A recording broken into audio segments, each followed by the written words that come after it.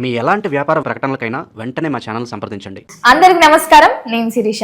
ముందుగా అందరికీ శ్రీ పరాభవనామ సంవత్సర ఉగాది శుభాకాంక్షలు. ప్రస్తుతం మనతో పాటు ఉన్నారు ప్రముఖ ఆధ్యాత్మికవేత్త, జ్యోతిష్య పండితులు, శ్రీచక్ర ఉపాసకులు మణికంఠ శర్మ గారు. గురుగారితో మాట్లాడతాం.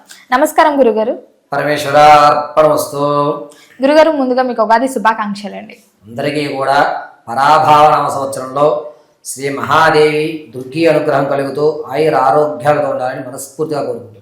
గురుగారు, ముఖ్యంగా ఉగాది అనగానే చెడు రుచులు ఎలా గుర్తుకొస్తాయో మన తెలుగింటి వారికి పంచాంగం, జాతకాలు చూపించుకోవడం కూడా అంతే అలవాటు. సో ముఖ్యంగా చూసుకుంటే మరి ద్వాదశ రాశిలో అయిన మిథున రాశి వారికి ఈ సంవత్సరం అంతా ఎలా ఉండబోతుంది అంటారు? ఆర్థిక పరంగా, ఆరోగ్యపరంగా ఎలాంటి జాగ్రత్తలు తీసుకోవచ్చు అంటారు? ఈ నవగ్రహాల ప్రభావం ఈ రాశి వారికి ఎలా ఉంటుందంటారు ఓవరాల్గా ఒకసారి? పరాభావన సంవత్సరంలో ద్వాదశ రాశుల్లో మిథున రాశి వారి యొక్క ఫలితం ఏ విధంగా ఉండబోతోంది అనుకుంటే కనుక, ముందుగా ఎవరెవరు మిథున రాశిలోకి విచ్చేస్తారు, ఏ నక్షత్రం వారు మిథున రాశిలోకి ఉంటారంటే మృగశిర 3-4 పాదాలు, అదేవిధంగా ఆరుద్ర నక్షత్ర 4 పాదాలు, పునర్వసు నక్షత్ర 1, 2, 3 పాదాల వారు మిథున రాశిలోకి ఇచ్చేస్తారు. ఓవరాల్గా పరాభావనమ సంవత్సరంలో మిథున రాశి వారి లక్షణాలు అంటే వారి ఆలోచన ఏ విధంగా ఉండబోతోంది అంటే, శ్రమించాలి, తనకంటూ ఒక గుర్తింపు ఉండాలి, నేను ఇతరుల మీద ఆధారపడకుండా నాకంటూ నేను ధనాన్ని కష్టపడి సంపాదించుకోవాలి అనేటువంటి ఆలోచన ధోరణిలో ఉంటారు. వ్యక్తిగతమైనటువంటి ఐడెంటిటీ కోసం పాకులాడుతూ ఉంటారు. నన్ను గుర్తించండి, నేననేటి ఒకటి ఉన్నాను, నాకు సమాజంలో ఒక గౌరవం కావాలి అనేటువంటి దానికోసం, స్పెషల్ ఐడెంటిఫికేషన్ కోసం వీళ్ళు చూస్తుంటారు. దానికోసం వీరు ఈ సంవత్సరం అంతా కూడా శ్రమిస్తూనే ఉంటారు. సంవత్సరం పూర్తయ్యేలోగా తనకంటూ ఒక ప్రత్యేకమైన గుర్తింపు అయితే లభించుకుంటుంటారు. ఈ విధమైన ఆలోచనలోనే ఉంటారు. వాళ్ళని గుర్తించిన వాళ్ళ దగ్గర మాత్రమే వీళ్ళు ఎక్కువ శాతం మాట్లాడడానికి చూస్తారు. 10 మంది ఉన్నా నేననేది ఉండాలి, నేను లేకపోతే 10 మందిని ఎవరు పలకరించకూడదు, ఎక్కడికి వెళ్ళావు అనేటువంటి విధానం నాకు కలగాలి అని వ్యక్తిగతమైనటువంటి ఆలోచన కోసం వీళ్ళు ఉంటారు. ఇక వీళ్ళ ఆదాయ రాజపూజ్య వ్యయాల విషయానికి వస్తే కనుక, మిథున రాశి వారి యొక్క ఆదాయం 8, వీరి యొక్క వ్యయం 11, ఆదాయం తక్కువ, ఖర్చు ఎక్కువ. అదేవిధంగా రాజపూజ్యాలు 1, అవమానాలు 7. వీరు ఐడెంటిటీ కోసం పాకులాడేటువంటి విషయంలో అందరికంటే భిన్నంగా ఉండాలి అని కనబడడానికి డ్రెస్సెస్కి సంబంధించి, కాస్మెటిక్స్కి సంబంధించి వీళ్ళు ఎక్కువ డబ్బు ఖర్చు పెట్టేస్తారు. అదే ఖర్చు అంటే ఎంతసేపటికి కూడా నలుగురిలో డిఫరెంట్గా కనబడాలి అంటే, స్పెషల్గా అట్రాక్షన్ కనిపించాలని డ్రెస్సెస్ చేయాల్సిందే. నలుగురిలోనూ కొంత మనం గంభీరంగా మాట్లాడాలి అంటే, వారు కాన్ఫిడెన్స్ తెచ్చుకోవాలంటే 10 మందిని పోషించాల్సిందే. వీళ్ళకి ఉన్నటువంటి ఈ పరాభావనవ సంవత్సరంలో జూలై, ఆగస్టు వరకు కూడా భజన చేసేవాళ్ళు ఎక్కువ ఉంటారు వీళ్ళ చుట్టూ. దానివల్ల వీళ్ళకి ఏంటంటే నన్నే పొగుడుతున్నారు అనేటువంటి విధానంలోకి దిగిపోతారు. కాబట్టి ఆ 10 మందిని పోషించాలంటే వీళ్ళు డబ్బులు ఖర్చు పెట్టాల్సిందే. పొగడ్తలకి ఈజీగా పడిపోతారు. కాబట్టి వీళ్ళ చేతిలో ధనం అనేటువంటిది ఇసుక జారినట్టే జారిపోతుంది.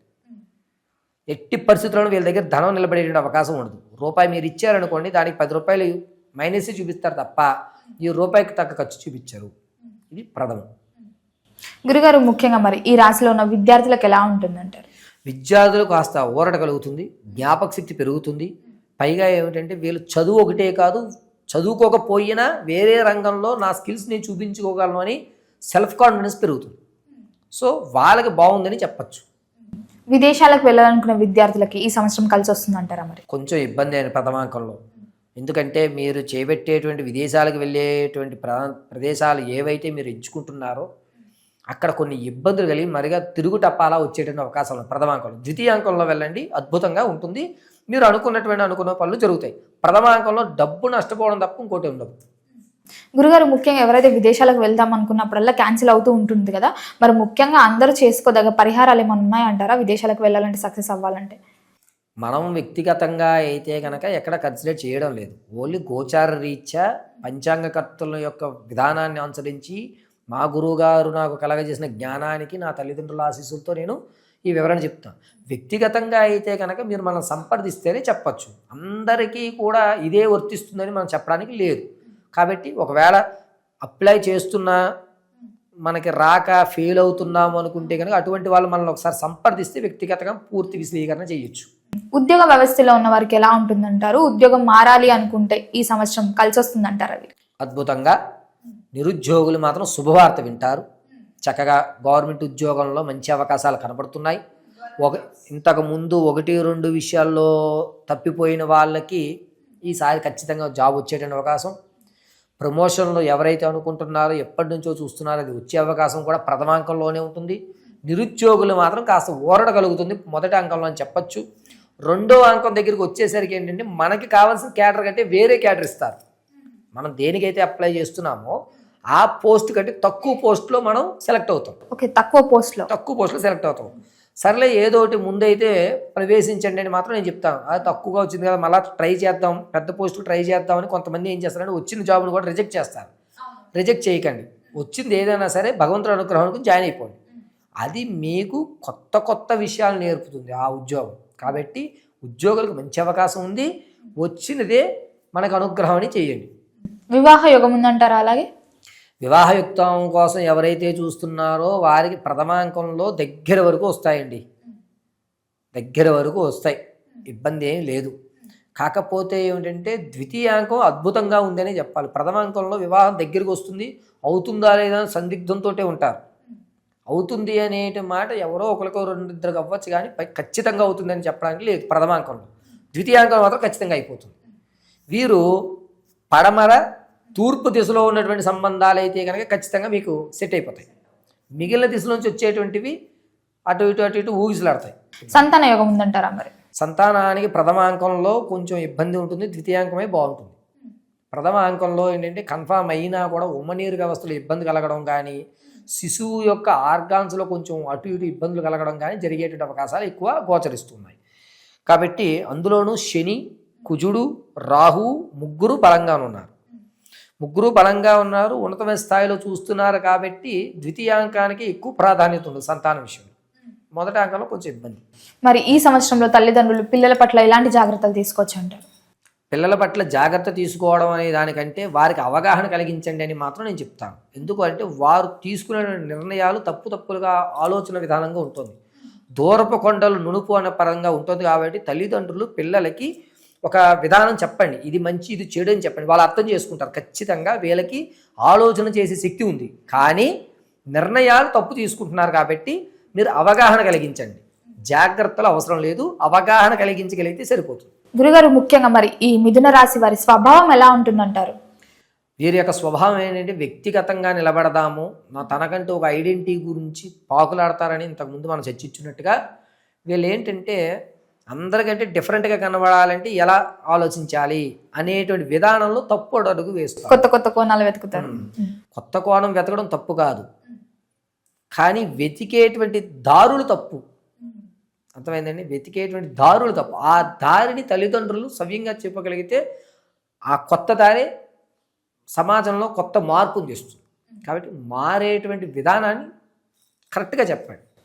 అకస్మాత్తుగా ధనలాభం గురించి కోర్టు కానీ తాత ముత్తాతల నుంచి కానీ లభించేటువంటి ఆస్తి ఏదైతే ఉందో అది జూలై వరకు ఆశించద్దు. నేను ఇప్పిస్తాను అని చెప్పి ఎవరు మిమ్మల్ని డబ్బులు అడిగినా ఇవ్వకండి. జూలై తర్వాత నుంచి నవంబర్ మధ్యలో ఖచ్చితంగా మీ పూర్వీకుల ఆస్తి మీరు తింటారు. జూలై నుంచి నవంబర్ మధ్యలో ఖచ్చితంగా మీ యొక్క పూర్వీకుల ఆస్తి మీకు వచ్చేటువంటి అవకాశం లభిస్తుంది. ఓవరాల్గా చూసుకుంటే మరి ఈ సంవత్సరంలో పెట్టుబడులైనా రియల్ ఎస్టేట్లో అయినా ఈ వ్యాపారం వాళ్ళకి ఎలా ఉంటుందంటారు? రియల్ ఎస్టేట్లో కానీ లేకపోతే అదేవిధంగా స్టాక్ మార్కెట్లో కానీ ధనం పెట్టాలి అనుకుంటే కనుక నా ప్రత్యేకమైన సలహా మిథున రాశి వారికి ఆగస్టు వరకు ఇన్వెస్ట్మెంట్ పెడితే లాభం గురించి ఆలోచించద్దు. ఎట్టి పరిస్థితుల్లో ఆలోచించదు, అలా నష్టపోరు. అంటే మనం లాభం గురించే చూస్తాం. లాభం గురించి చూడాలంటే ఆగస్టు తర్వాత పెట్టుకోండి, మీకు రూపాయి కలిసి వస్తుంది. అప్పటి వరకు ఆగి పెట్టుకోండి. లేదు అనుకుంటే ఇప్పుడే ఉన్నాయి మళ్ళీ దీన్ని దేనికైనా ఖర్చు పెట్టేస్తానేమో అని భయం ఉంటే ఇప్పుడు పెట్టేసుకోండి, కానీ లాభం గురించి మాత్రం అస్సలు ఆశపడద్దు. వ్యాపారాలు చేస్తానంటారా? వ్యాపారాల్లో మీకు ఐరన్, ఫ్యాబ్రిక్ బిజినెస్ కానీ, బట్టలకు సంబంధించి కానీ, లేదా మెడికల్ హోల్సేల్కి సంబంధించి కానీ ఈ 3 రంగాలు అద్భుతంగా కలిసి వస్తాయి. భూ సంబంధిత కూడా చేయొచ్చు. అంటే వ్యవసాయం చేయడము, చిన్న చిన్నగా మనం కొత్తిమీర కానీ కరివేపాకులు కానీ ఇటువంటి పంటలు పండించే వాళ్ళు ఉంటారు కదా, బిజినెస్ అంటే ఉద్యోగం చేస్తూ బిజినెస్ చేద్దామనే ఆలోచన. ఈ 4 రంగాలు కలిసి వస్తాయి వీళ్ళకి. అది కూడా వీరు ప్రత్యక్షంగా కానీ పరోక్షంగా కానీ ఎలాగైనా చేయొచ్చు. నష్టం అయితే రాదు. లాభాల దగ్గరికి వచ్చేసరికి ఆగస్టు తర్వాతే లాభాలు వస్తాయి. ఆగస్టు వరకు మీ శ్రమకి ఆ పెట్టుబడికి అలా సరిపోతుంది. ఆర్థిక పరంగా ఎలా ఉంటుందంటారు మరి? ఆర్థికంగా ఖర్చు ఎక్కువ అయిపోతూ ఉంటుంది. అనవసరంగా ప్రతి ఒక్కరు నేను కడతానన్నా నేను కట్టేస్తానని కట్టేయడం, ఎదుటివాడిని పోషించడం, డబ్బు ఇసుక జారినట్టుగా జారుతుందనే నానుడిగా జారడం, కొంచెం వేరేంటంటే ప్రొడక్ట్స్కి కానీ బట్టలకు కానీ ఎక్కువ ఖర్చు పెట్టడం వల్ల అనవసరమైన హంగులకు పోవడం అంటారు దాన్ని. కొంచెం అది నిర్ణయించుకోగలిగితే బాగుంటుంది. ఈ సంవత్సరంలో వీరికి ఆరోగ్యపరంగా ఎలా ఉంటుందంటారు? ఎలాంటి జాగ్రత్తలు తీసుకుంటే బాగుంటుందంట? ఆరోగ్యం విషయం దగ్గర వచ్చేసరికి June, July, August, September, October ఈ 4 నెలల్లో కూడా వీరికి ఏమిటంటే కడుపుకు సంబంధించి ఇబ్బందులు కలుగుతాయి. టెస్టిస్ ఫామ్ అవ్వడం కానీ, కడుపులో ఒక కద్దులు ఏర్పడడం కానీ, లేకపోతే ఎక్కువ అల్సర్లు అంటే రావడం కానీ, పేగు వ్యవస్థకు సంబంధించి కొన్ని ఇబ్బందులు ఈ 4 నెలల్లో వీళ్ళు చూస్తుంటారు. అవి రాకుండా ఉండాలంటే ముందు నుంచి కూడా ఆరోగ్య చిట్కాలు ఇంట్లో పాటించుకున్నా సరిపోతుంది. ఈ 4 నెలలు భోజనం విషయంలో చాలా జాగ్రత్తగా ఉండాలి. ప్రయాణాలు చేస్తున్నప్పుడు మీరేం తింటున్నారో 1-2 సార్లు ఆలోచించుకుని తినండి. ఈ ప్రయాణంలో అది మంచిదా కాదా అనేది 1-2 సార్లు మనం ఆలోచించుకోవడం చాలా మంచిది. గురుగారు, మరి ముఖ్యంగా చూసుకుంటే ఈ రోజుల్లో అందరికీ ఉండే సహజ కళ సొంత ఇల్లు కొనుక్కోవాలని, బంగారం కొనుక్కోవాలి. మరి ఈ రాశి వారికి ఈ సంవత్సరం అవుతుందంటారా? మిథున రాశి వారు సొంత ఇంటి కళ అనేటువంటిది కొనుక్కుంటాను అంటే గనక ఉత్తర దిశగా కొనుక్కోండి, కలిసి వస్తుంది. మనం కొన్న తర్వాత దాన్ని అమ్ముకోకూడదు, దానికి ఇంకొకటి కొనుక్కునేటట్టుగా ఉండాలి. అంటే ఉత్తర దిశ మాత్రమే మిథున రాశి వారికి పనిచేస్తుంది. కొనుక్కునే అవకాశం ఉందా అనేటువంటి క్వశ్చన్లోకి వస్తే ఆగస్ట్ లోపు మీరు కొందాం అనుకున్న ఇల్లు ఖచ్చితంగా కొంటారు. ఒకవేళ మీ దగ్గర డబ్బులు లేకపోయినా వేరే వ్యక్తి పెట్టుబడి పెడతాను తర్వాత కట్టుదామని చెప్పి అప్పు అయితే పుడుతుంది, ఇల్లు అయితే కొంటారు. ఆగస్టు తర్వాత నుంచి కొంచెం ఇబ్బందిదాయకంగా ఉంది. ఒకవేళ మీరు కొన్న ఈఎంఐలు కట్టడానికి ఆర్థికంగా ఇబ్బంది పడతారు. కాబట్టి ఆ ద్వితీయాంకంలోకి ఇబ్బంది పడకుండా ముందే ఒక సేఫ్ జోన్ పెట్టుకోండి. కొనే అవకాశం మాత్రం ఆగస్టులోపు ఖచ్చితంగా వీళ్ళు ఇల్లు కొనుగోలు చేసే అవకాశం, ఇల్లు కానీ స్థలం కానీ పొలం కానీ ఏదో ఒకటి మొత్తం మీద భూ సంబంధితమైనటువంటి విషయాలు కొంటారు. బంగారం కొనగలుగుతారా మరి? బంగారం విషయంలోకి వచ్చేసరికి ఏంటంటే వీళ్ళు ఖచ్చితంగా అక్టోబరు 8వ తారీఖు నుంచి నవంబర్ 19వ తారీఖు మధ్యలో కనీసం 1 గ్రామైనా కొనుక్కుంటారు. అది కూడా ఇతరుల అవసరార్థం డబ్బులు కావాలని వాళ్ళకి అప్పిచ్చిన బంగారం కొంటారు. కానీ వీళ్ళకి దగ్గర ఖచ్చితంగా ఆ సమయంలో మాత్రం డబ్బు, బంగారం 2 కూడా ఇంట్లో ఉంటాయి. మరి రైతులకు ఎలా ఉంటుందంటారు? ప్రథమాంకం ఊరట కలుగుతుంది, ద్వితీయాంకం కూడా ఇబ్బంది కలగలేదు, ఊరట కలుగుతుంది. సర్లే మనకి అక్కడ సరిపోయింది, ఈ సంవత్సరం భగవంతుడు ఇలాగే అనుగ్రహించాడేమో అన్నటువంటి మాట తప్ప లాభపడేటువంటి అవకాశం కొంచెం తక్కువ. గురుగారు, ఇప్పటి వరకు అన్ని రంగాల గురించి మనం చర్చించుకున్నాం. మరి మొత్తం చూసుకుంటే ఈ రాశి వారికి ఈ సంవత్సరంలో ప్రథమార్థం బాగుంటుందంటారా, ద్వితీయార్థం బాగుంటుందంటారా? ఈ రాశి వారికి ద్వితీయార్థమే బాగుంటుందని చెప్పుకోవాలి. ప్రథమాంకంలో నలిగేటువంటి అవకాశం, ద్వితీయాంకంలో ఏదో ప్రభావం వల్ల మనం బతుకుతున్నాములే, మనం గెంటేయచ్చు అనేటువంటి అవకాశం ద్వితీయాంకమే. ఇప్పుడు నేర్చుకొని అప్పుడు కొంచెం అలాగే ఉంటుంది, బాగుంటుంది. మరి ఓవరాల్ గా అందరు తగ్గ పరిహారాలు ఏం చేసుకోవచ్చు అంటారు? ఏ దైవాన్ని పూజించవచ్చు అంటారు? మిథున రాశి వారు వాస్తవంగా పరాభావనవ సంవత్సరం ఉగాది రోజు తదునాంతరం 9వ రోజు నుంచి, ఉగాది తర్వాత 9వ రోజు నుంచి శివాలయంలో సాయం సంధ్య వేళ చండీ ప్రదక్షిణ చేయడం మంచిది. వీరు మెల్లో ఎర్రటి తాడుతో 5 ముఖాలు ఉన్నటువంటి రుద్రాక్ష కానీ లేదా ముత్యాన్ని కానీ మెల్లో ధరించడం చాలా మంచిది. చేతికి వీరు ఎప్పుడూ కూడా నల్లటి దారాన్ని కట్టుకోవడం కలిసి వస్తుంది. పైగా ఈ మిథున రాశి వారు ఈ పరాభావన సంవత్సరం అంతా కూడాను కుదిరితే గనక రుద్రహోమాలు చేసుకోవడానికి ప్రాధాన్యత ఇవ్వండి. అంత ధనం నేను ఖర్చు పెట్టలేను గురువుగారు అనుకుంటే కనుక ప్రతి అమావాస్యకి, ప్రతి పౌర్ణమికి, నెలలో వచ్చేటువంటి అమావాస్య పౌర్ణమిలకి బిల్వపత్రి చక్కగా నీళ్ళల్లో ముంచి గంధం దానికి అలంకరణ చేసి పరమశివుడికి సాయం సంధ్య వేళ సమర్పించండి. మీ యొక్క జీవితంలో కొన్ని మార్పులు అయితే చూస్తారు ఖచ్చితంగా. గురుగారు, మొత్తం మీద ఈ సంవత్సరంలో మిథున రాశి వారికి ఎలా ఉండబోతుంది, ఎలాంటి జాగ్రత్తలు తీసుకోవాలి, ఏ దైవాన్ని పూజించాలి, ఎలాంటి పరిహారాలు చేయాలో తెలియజేసినందుకు ధన్యవాదాలు. పరమేశ్వరార్పణమస్తు.